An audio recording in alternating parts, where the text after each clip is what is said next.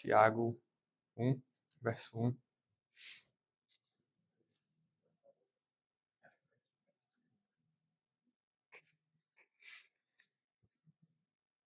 Todos acharam? Amém? Sim, diz a palavra do Senhor. Eu, Tiago, escravo de Deus e do Senhor Jesus Cristo, envio esta carta às 12 tribos espalhadas pelo mundo. Saudações. Vamos orar? Senhor, nosso amado Deus, nós te damos graças pela tua santa palavra. Por Senhor nos permitir estarmos juntos hoje no dia do Senhor, celebrando a vida, morte e ressurreição do teu Filho, a tua graça, o poder do teu Espírito. E é pelo poder do teu Espírito, Pai, que nós pedimos. Ilumina nossas mentes, concede aos nossos corações a tua graça, para que a tua palavra permaneça como essa semente incorruptível e gere seus frutos em nós. Move-nos, Senhor, em arrependimento, em exaltação a ti, em resposta à tua santa palavra. Dá-nos compreensão e alegria. É só a tua palavra pode dar. Em nome de Jesus. Amém. Meus irmãos, um tempo atrás, estava conversando com a mulher mais linda do mundo, minha namorada, e aí a gente estava conversando sobre um tema um pouco polêmico, né, que era ofícios, né? Sobre se existe pastor ou pastora, diácono e diaconisa, a gente estava conversando sobre isso, né? E aí, obviamente, a gente olhando sobre uma perspectiva em que os ofícios seriam somente para homens, a gente conversando, né, debatendo essas perspectivas. E aí ela pegou e parou nessa perspectiva, ela pegou e fez, pô, mas e aí a pessoa faz o quê então, né? Vai sobrar o quê pra pessoa fazer na igreja? Aí eu peguei e falei para ela, pô, então um homem que ele não é nem pastor nem diácono, ele não faz nada na igreja, acabou as possibilidades de exercício. E por muitas vezes a gente acaba confundindo os ofícios com todos os chamados que Deus concede àqueles que pertencem a Ele. Porque a gente vai ver aqui nessa carta, nessa introdução, que nós, povo de Deus, somos, na verdade, primeiro de tudo definidos como servos de Deus, como servos de Cristo. E a partir disso vem uma série de chamados que são para todos os crentes. Mas primeiro de tudo a gente precisa ter bem estabelecido em nós que nós somos servos de Deus. Nessa carta, então, a gente vê que é o primeiro a dizer que o nosso autor coloca aqui. Nós estamos diante do que é provavelmente o escrito mais antigo do Novo Testamento. Muito provavelmente ele foi escrito ali por volta de 49 depois de Cristo. A gente pressupõe isso porque a gente percebe a ausência de alguns eventos importantes. A gente não vê menção, por exemplo, ao Concílio de Jerusalém, em Atos 15. A gente também não vê menção de alguns problemas produzidos por judaizantes, que Paulo vai mencionar muito. A gente vê em Filipenses, né? Paulo combatendo muito o pensamento de alguns judaizantes. E a gente vê também a ausência de alguns argumentos do próprio Paulo que Tiago podia referenciar, porque Tiago aqui parece estar rebatendo, em certa parte, algumas distorções doutrinárias consequentes do início da missão de Paulo na Ásia Menor. Então, Tiago também poderia chegar e aproveitar, né, certos argumentos e citar, ó, Paulo disse isso daqui, vocês estão dizendo isso, vocês estão distorcendo aqui o ensino. Então, a gente pressupõe que essa epístola de Tiago foi escrita antes de Gálatas, por exemplo, antes de Romanos, que foram escritos ali no ano 50, no ano 56. E nesse contexto, então, antes do ano 50, antes do ano 56, a gente tem uma comunidade cristã que é majoritariamente ainda composta por judeus. A gente tem, então, um contexto judaico muito forte. Paulo, como eu falei, ainda estava iniciando o ministério dele de levar o evangelho de Cristo aos gentios. E esse público aqui, esses irmãos, obviamente cristãos, mas de etnia judaica, eles já passavam há algum tempo por uma perseguição inicial contra a igreja. A gente vê em Atos capítulo 8, versículo 4, que alguns desses irmãos eles são dispersos ali da Judéia devido à perseguição. Em Atos capítulo 11, versículo 19, nós vemos os próprios apóstolos também sendo dispersos. Era também comum naquela época que muitos dos nossos irmãos sofressem com opressão econômica. Tanto é que esse é um tema que Tiago vai tratar na sua epístola depois, sobre opressão aos pobres. Porque não somente, obviamente, os crentes como um todo naquela época eram isolados socialmente, eles também eram pessoas que não tinham recursos financeiros para se abastarem. E ainda por cima, algumas pessoas, devido a esse isolamento social dos crentes, acabavam isolando os próprios irmãos, contribuindo nesse processo. E é dentro desse contexto, e para esse público, então, que a carta é escrita. Essa aqui é uma carta pastoral, o tom é muito claro, a carta muito corajosa também. Às vezes, ela é um pouco acalorada e ela é um pouco diferente dos escritos posteriores, que a gente vai ver de Paulo, de Hebreus, de Pedro, que tem uma ênfase um pouco mais didática, às vezes um pouco mais soteriológica, né? A gente vê, tanto é que boa parte da nossa teologia é extremamente paulina, né? Essa epístola aqui, ela é mais moral, mais sapiencial, para usar uma palavra bonita, né? Aquele negócio bem de provérbios, é uma carta bem profética no sentido original mesmo, né? De uma exortação ao povo de Deus, algo bem dirigido assim. Mas isso não significa que ela não é teologicamente calibrada. Provavelmente essa carta aqui é o escrito, né, entre todas as epístolas com mais referências indiretas, contando, né, as indiretas, obviamente, aos ensinos de Cristo. Também é uma carta que ela consegue mesclar com maestria o Antigo Testamento e os ensinos de Cristo, jogar essa interpretação cristocêntrica naquilo que foi dito no Antigo Testamento. É uma carta, se a gente pode dizer, meio sermão das montanhas, assim, das ideias, né? E o objetivo aqui, principal de Tiago nessa epístola, e isso a gente guarda para todos esses domingos que virão, é principalmente desafiar uma igreja sob pressão a se arrepender dos seus pecados e a se posicionar com firmeza, com unidade e com fidelidade contra as pressões externas e contra as pressões internas. E é nisso que a carta se desenvolve. Hoje, em particular, a gente vai ver que nós vivemos nesse mundo como servos de Cristo, pertencentes ao povo espalhado entre as nações, do Deus que é, sempre foi e sempre será. Se dá para colocar aquelas frases de efeito assim, né? Memorize, né? Aquela frase que fica na thumbnail do YouTube, né? Fica lá escrita assim, né? É, nossa, me dá uma agonia falar isso. Mas se a gente pode guardar, dá pra gente guardar em quem sabe a quem serve, sabe quem é, e quem sabe quem é, sabe onde está. Quem sabe a quem serve, sabe quem é. Quem sabe quem é, sabe onde está. A gente vai ver isso em três partes. O versículo vai estar dividido, então, acerca da nossa identidade, acerca do nosso Senhor e sobre a nossa condição. Então, vamos começar pela primeira parte do versículo, que é eu, Tiago, escravo. E a primeira pergunta que surge para a gente, então, é quem é esse Tiago? Há alguns Tiagos na Bíblia, né? Então, talvez o pensamento mais imediato que a gente tem aqui é que esse Tiago seja o irmão do apóstolo João, o Tiago, filho de Zebedeu, que é chamado na tradição por Tiago Maior. Entretanto, esse Tiago, irmão de João, o outro que chegou para Cristo e fez, no seu reino, deixa eu sentar do seu lado, meu irmão do outro, né? Esse Tiago ele havia sido martirizado por Herodes Agripa no ano 44 depois de Cristo. Esse registro tem lá em Atos capítulo 12, versículo 2.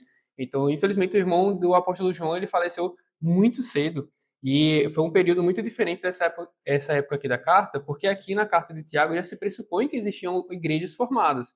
A gente vê lá em Tiago capítulo 5, versículo 14, ele fazendo menção de os presbíteros e tal, já dando um tudo de algo mais estruturado.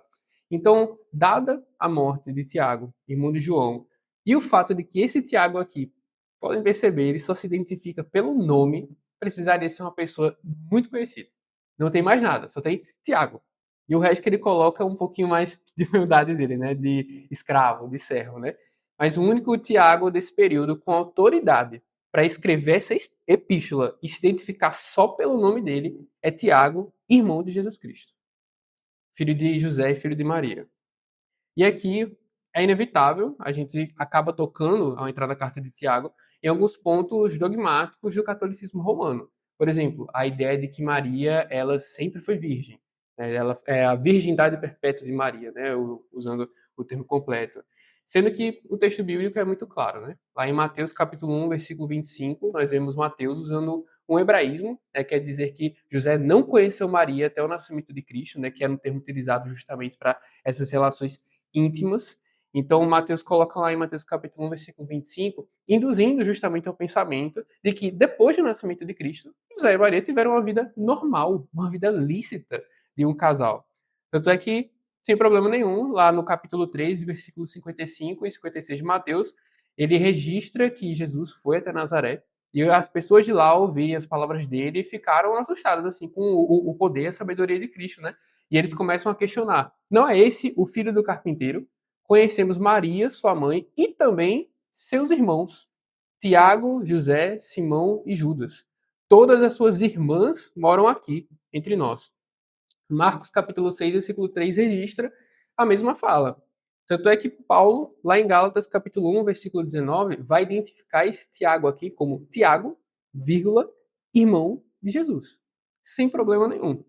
O argumento dos católicos romanos usados geralmente acerca desse termo irmão é que em um contexto semita, dado que no hebraico não existia uma palavra exata para primo, eles usavam irmão, irmã para parentes próximos, eles dizem que aqui é justamente essa linguagem do hebraico. Entretanto, o Novo Testamento não foi escrito em hebraico.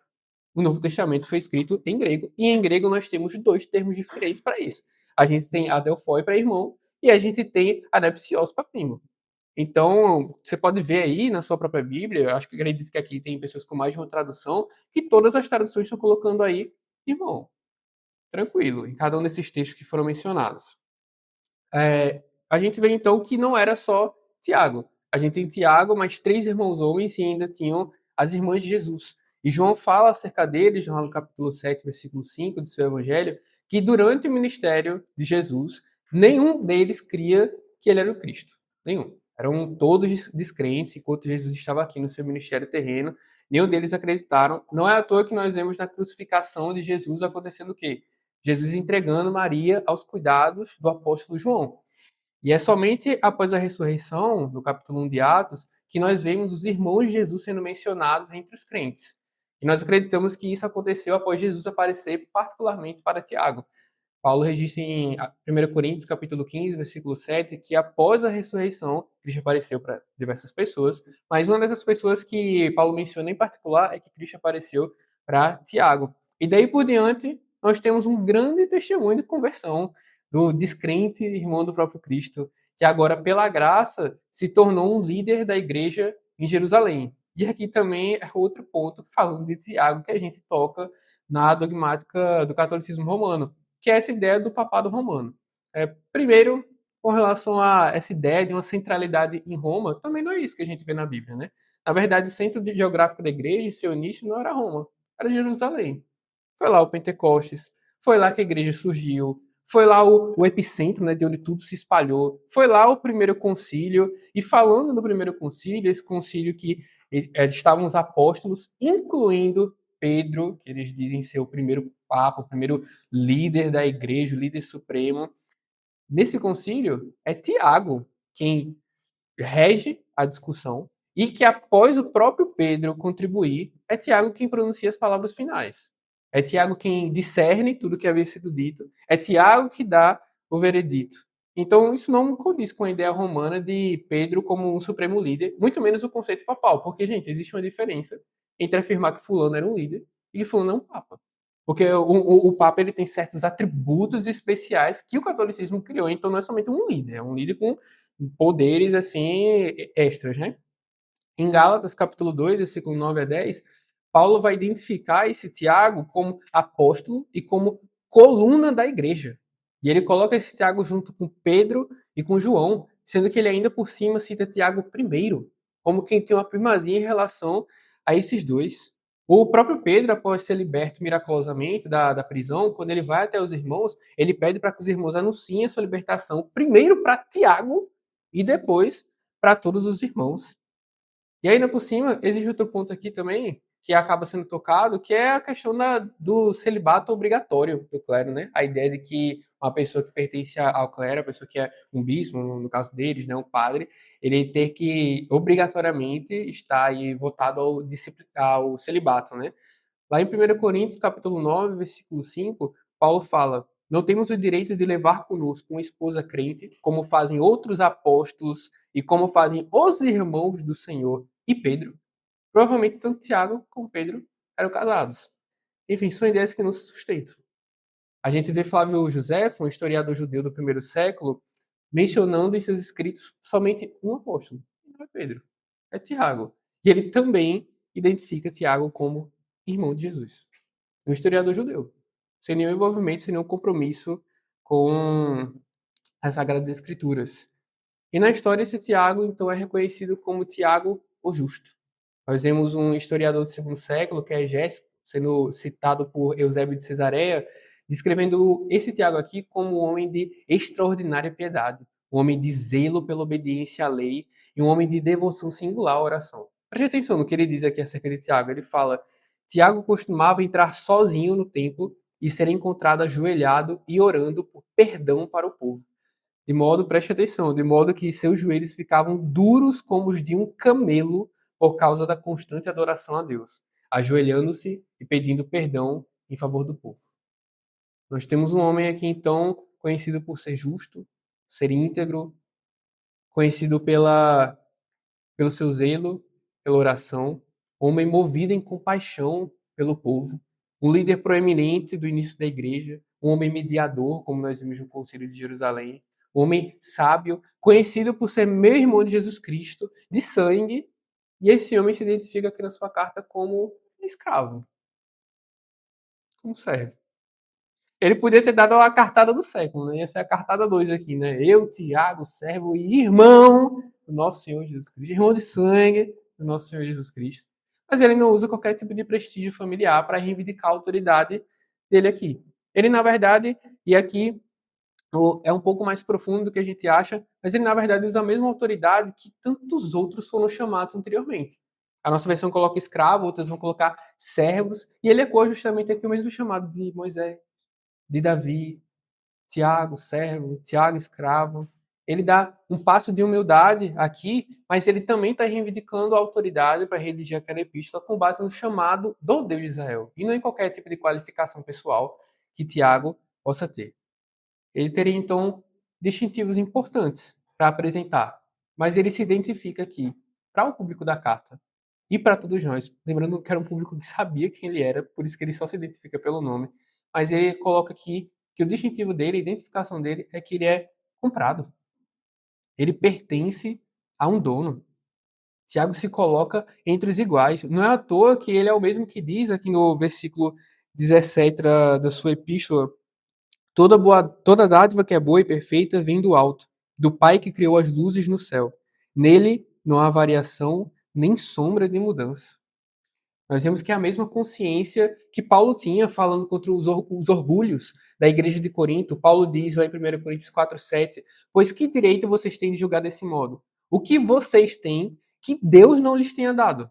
E se tudo que temos vem de Deus, por que nos orgulhamos como se não fosse uma dádiva? É a mesma consciência. E ele se apresenta dentro dessa consciência. O que nós temos que não foi Deus que nos tenha dado? E, meus irmãos, fica claro aqui que não existe espaço na Igreja de Cristo para vanglória. Não existe espaço na Igreja de Cristo para depreciação, para favoritismo, para inveja. Não existe espaço na Igreja de Cristo para métricas, para diminuir, para desumanizar o outro. A primeira razão que a gente tem disso é que, por natureza, todos nós somos iguais em dignidade. Todos nós somos imagem e semelhança de Deus.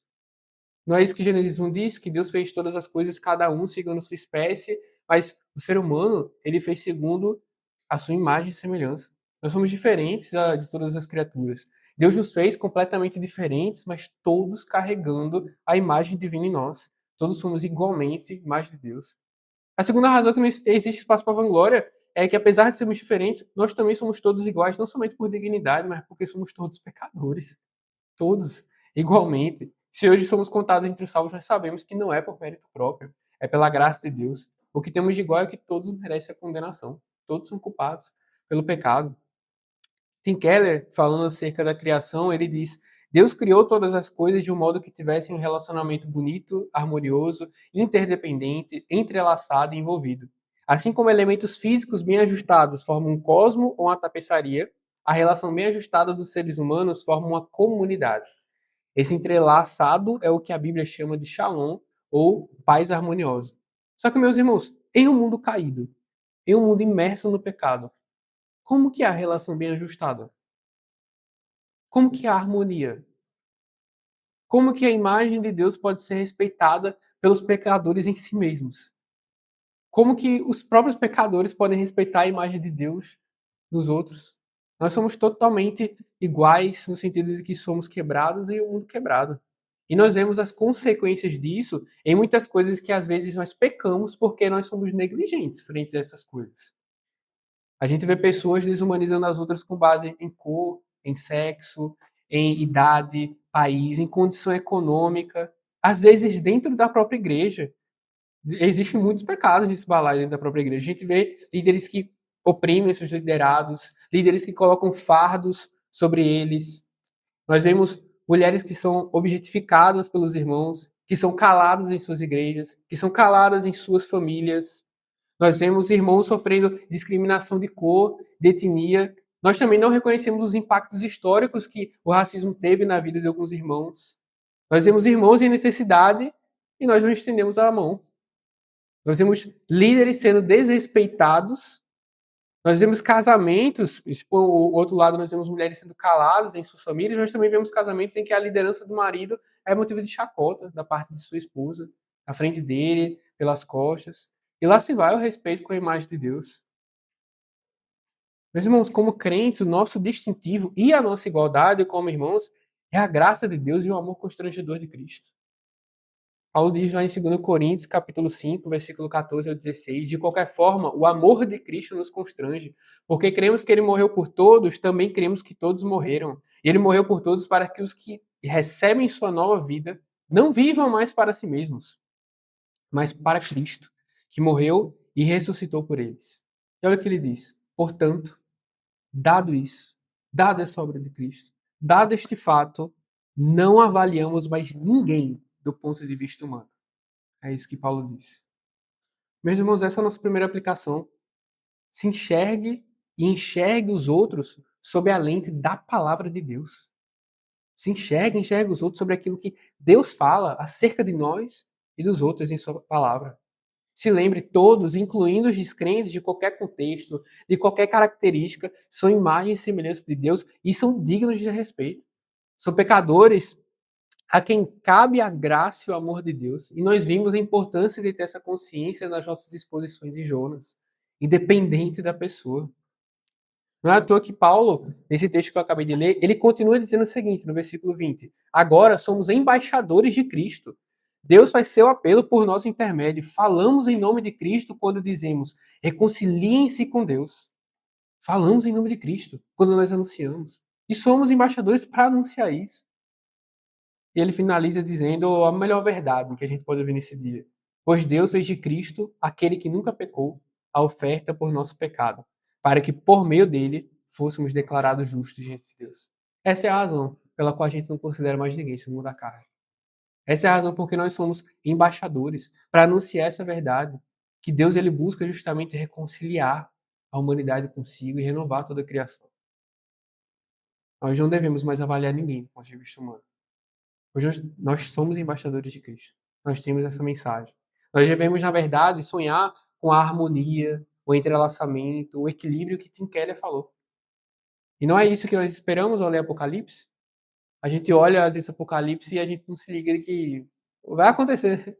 Vai acontecer isso daqui, né? Não é isso que a gente lê? Que haverão pessoas de todas as tribos, povos e raças diante do Cordeiro, exaltando a Deus. A gente deve sonhar com isso.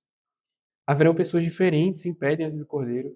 E nós devemos, portanto, aqui em vida, nos enxergarmos os outros sob a lente da palavra de Deus. E é isso que nos define. Somos embaixadores, servos de Deus, escravos de Cristo. E nos enxergando assim, a nossa idolatria vai sucumbir ao senhorio daquele que nos comprou, pois nós somos servos dele. E sobre esse, Tiago diz, então, né? De Deus e do Senhor Jesus Cristo. Tiago vai além do uso do Antigo Testamento de servo do Senhor. Né? Ele acrescenta aqui servo do Senhor, ou servo de Deus, escravo de Deus, e do Senhor Jesus Cristo. E ele cria aqui, portanto, duas coisas que são muito importantes, gente. A primeira é uma conexão entre os servos do Antigo Testamento com os servos do Novo Testamento. Ele cria essa conexão, deixando claro, todos servos do mesmo Deus. Deus ele continua trabalhando, ele segue na mesma linha. E com uma sentença muito simples, Tiago deixa claro aqui que Jesus é Deus. Com uma sentença muito simples. E essa verdade é muito impactante para uma comunidade esmagadoramente judaica. Ele está basicamente dizendo aqui que aquele Deus, o mesmo de antes, é esse mesmo que tinha vindo. E é o mesmo de sempre. E ele não muda. Ele é aquele Deus que era, que é e continuará sendo. E ele deixa aqui claro para esse público, portanto, que uma das coisas que também é uma só é a Sagrada Escritura. Os escritos lá do Antigo Testamento, os escritos do Novo Testamento, são as Sagradas Escrituras desse mesmo Deus. É importante para os irmãos desse período deixar claro que o Deus que anunciou suas palavras nas Escrituras do Antigo Testamento é o mesmo que estava comissionando Tiago e os apóstolos a escreverem as Sagradas Escrituras. E é importante também para nós enxergarmos a Santa Palavra de Deus nessa unidade de um Deus que agiu de modos diferentes com o seu povo ao decorrer da história, mas tudo conectado no propósito da redenção do povo de Deus. O Deus que falou a Moisés, a Davi, a Amós, Jeremias, Daniel, todos apresentados como servos de Deus, é o mesmo que falou por meio dos apóstolos. É o mesmo que está entregando justamente a Tiago essa capacidade de redigir escritura sagrada. E é muito impactante também para essa comunidade aqui majoritariamente judaica, que Tiago aqui basicamente está relembrando de uma maneira muito sucinta, muito simples, que o Deus de Israel veio para ampliar um pouquinho mais, para a gente entender a profundidade disso. O Deus da nuvem no deserto veio. O Deus das tábuas da lei que foram entregues a Moisés. O Deus da derrubada das muralhas de Jericó, da tomada da terra prometida. O Deus do rei Davi, ele continua guiando seu povo. E ele é o mesmo de hoje. Isso é muito impactante para nós também, meus irmãos. Eu não sei se vocês já pararam para pensar de uma maneira profunda mesmo, de parar e examinar isso que eu vou falar agora. Mas você já parou para pensar que o Deus que disse haja luz e houve luz é o mesmo Deus que foi cravado numa cruz por você? Você já parou para pensar seriamente nessa verdade? Você já parou para pensar que aquele que era, quando nada existia, e que criou todas as coisas, é o mesmo que se fez um bebê? É o mesmo que se fez uma criança, um adolescente, um homem adulto que suportou dores por amor a nós? Que é aquele que habitava no seu trono santo, regendo o universo em seu reino maravilhoso, belo, perfeito, desceu dos céus para habitar entre homens por amor a eles? Você já parou para pensar que aquele que abriu o mar vermelho diante de Israel é o mesmo que morreu para abrir o caminho da comunhão e vida com ele? Que é aquele que, diante de quem os serafins cobrem o rosto e clamam santo, santo, santo, é o mesmo que teve o seu rosto cuspido por homens? Que é aquele que sustentava o povo com maná vindo dos céus, é o mesmo que sentiu fome no deserto, cumprindo o papel que Israel deveria ter cumprido? Aquele cuja voz fazia tremer o monte Sinai, é o mesmo que permaneceu em silêncio diante dos seus acusadores por amor a nós?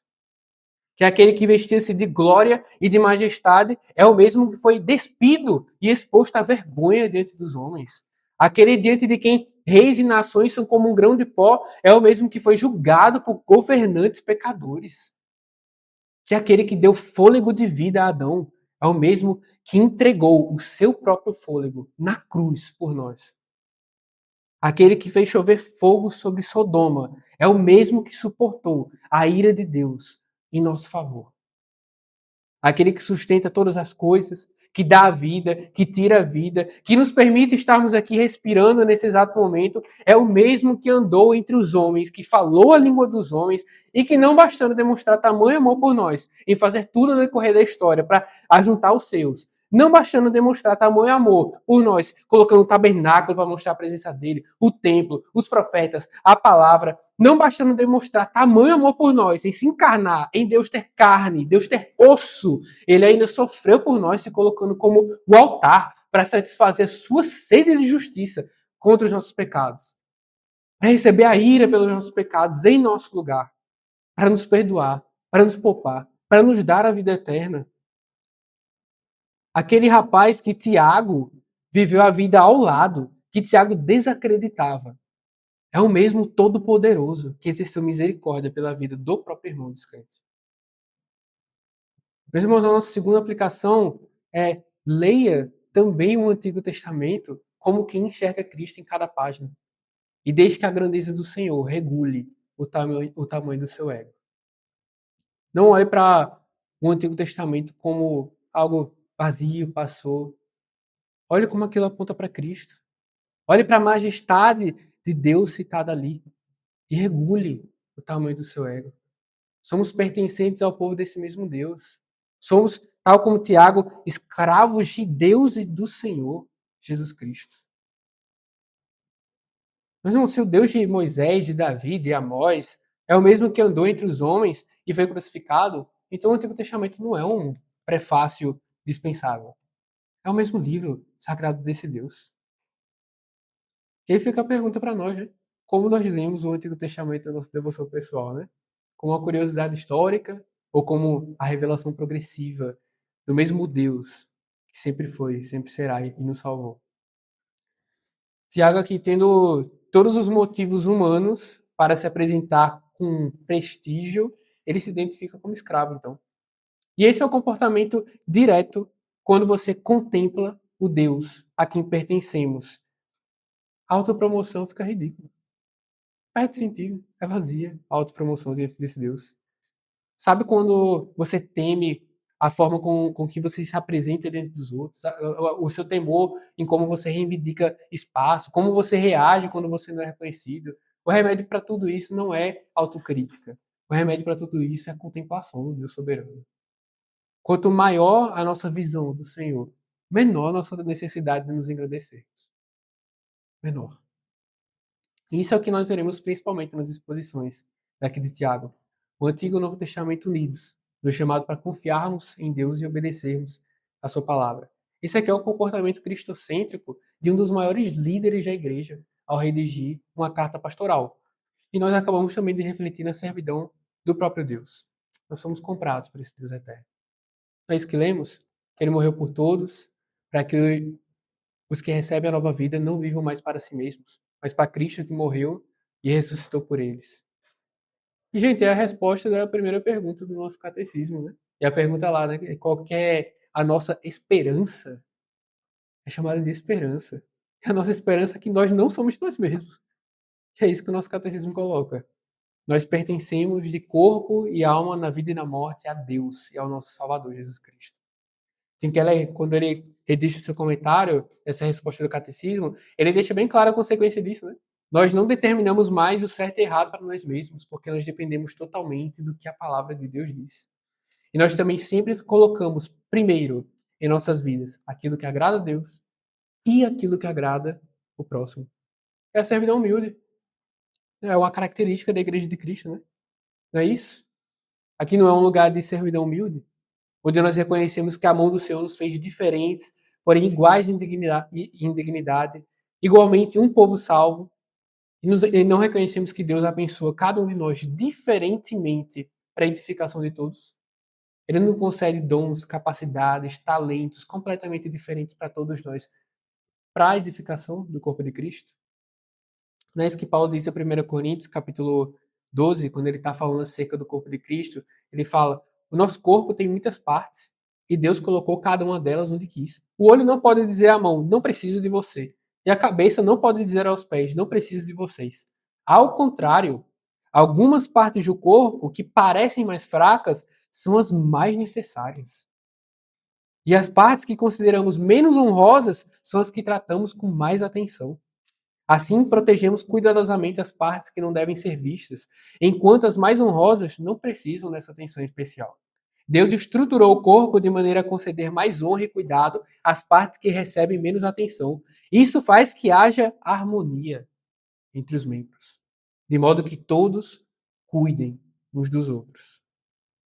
Se uma parte sofre, todas as outras sofrem com ela. E se uma parte é honrada, todas as outras com ela se alegram. Juntos, todos vocês são o corpo de Cristo. E cada um é uma parte dele. Tiago deixa claro aqui. Servo. Não irmão, não líder da igreja. Servo de Deus, Jesus Cristo.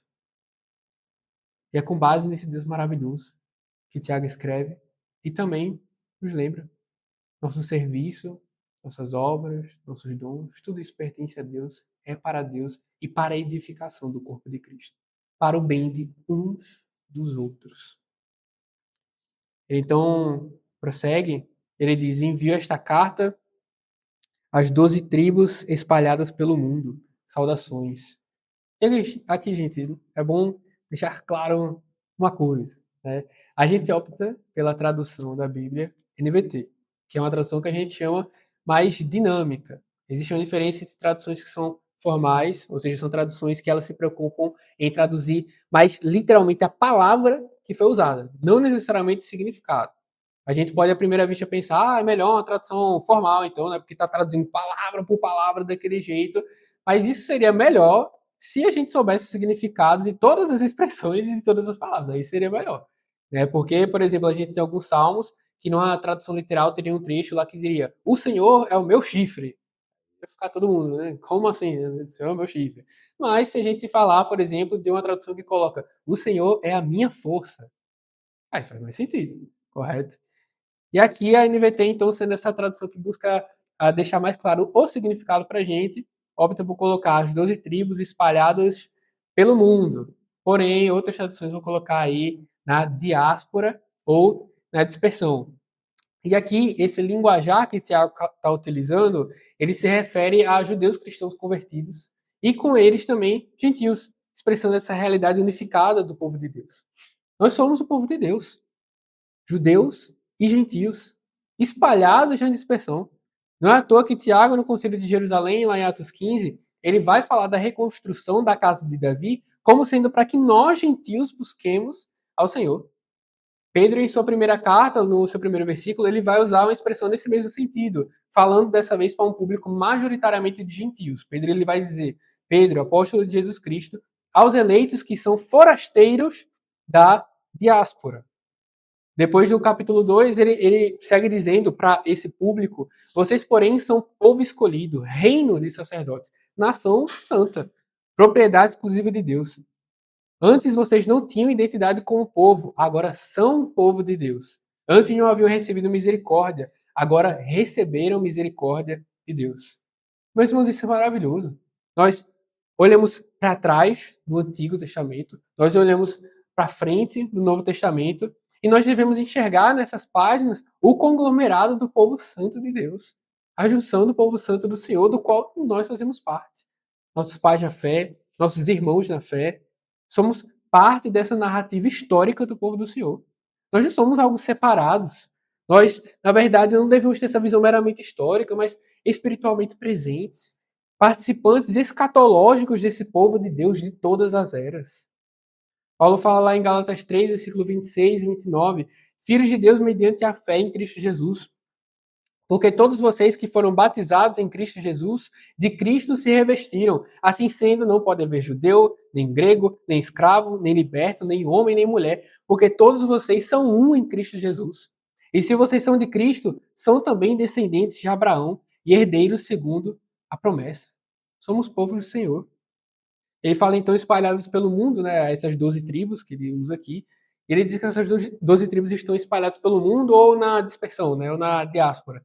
Esse é o nome dado a toda a região para fora da Judéia. Por quê? Porque era o local onde os judeus nos exílios foram espalhados, né? Eles foram retirados ali da Judéia. E Tiago usa essa expressão então para esses que ele endereça. Provavelmente era um público ali de igrejas espalhadas na Ásia Menor. E aqui há também a expressão de que, assim como os judeus foram espalhados no exílio, não vivendo ainda na Terra Prometida, nós também estamos espalhados. Nós somos povo de Deus, forasteiros, estrangeiros, dispersos nesse mundo. E, obviamente, o pensamento mais imediato aqui é aquele de lei, né? Que pô, a gente jamais vai se encaixar aqui perfeitamente.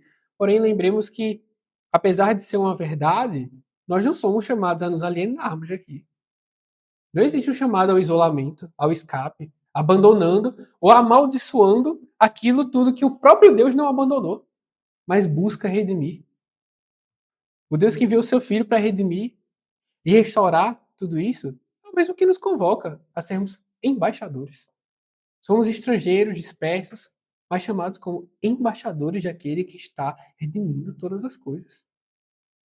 E essa é a nossa última aplicação, meus irmãos, para nós encerrarmos. Nós pertencemos a algo muito maior que a nossa igreja local.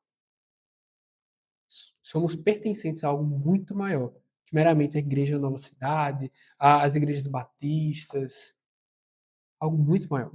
Nós somos participantes de uma narrativa que começou em uma promessa em Gênesis passou por Abraão, por toda a história de Israel e que vai terminar na nova terra. Nós não estamos sozinhos numa bolha. Nós estamos numa longa fila de fiéis que vieram antes e que virão depois. Estamos aí na mesma fila desses irmãos a quem Tiago escreve. Esses irmãos que estavam passando por opressões externas em suas vidas, por opressões internas em suas igrejas, ou até mesmo, como a gente vai ver nas pregações, irmãos que estavam sendo participantes dessas opressões. Mas assim como esses mesmos irmãos, nós teremos a oportunidade de ouvir os ecos de seu contexto e de igualmente nos arrependermos de nossos pecados, iguais aos que eles cometeram. Obviamente, hoje a gente vive um contexto completamente diferente desses irmãos, em medidas diferentes também de algumas pequenas opressões, no nosso caso aqui em Maceió, Alagoas. Mas a gente também vive, né, ainda a estranheza dos ímpios, por não sermos adeptos à cultura desse mundo. Mas por isso a gente tem que lembrar da intercessão de Cristo. João 17,15. Não peço que os tires do mundo, e sim que os guardes do mal. Aqui nós pertencemos, meus irmãos, justamente por sermos aroma do reino de Deus. Nesse mundo caído, nas nossas famílias, escola, faculdade, casamento, maternidade, todos os contextos, nós estamos aqui para sermos aroma do reino de Deus. Em todos os contextos que Deus nos coloca, com todas as capacidades que Ele nos entrega. Ele confia isso a nós, para sermos aroma do reino dele. Para andarmos segundo sua palavra diante dos homens, amando o Senhor, nosso Deus, de todo o nosso coração, de toda a nossa alma, de todo o nosso entendimento. Para amarmos também o nosso próximo como a nós mesmos. Amém? Vamos orar. Senhor, nosso Deus, te damos graças, meu Deus, porque o Senhor, antes da fundação do mundo, olhou para nós, pecadores, como todos os outros, e nos amou. Obrigado, meu Deus. É difícil para nós, pecadores que somos, compreendermos, Senhor, a profundidade do teu amor.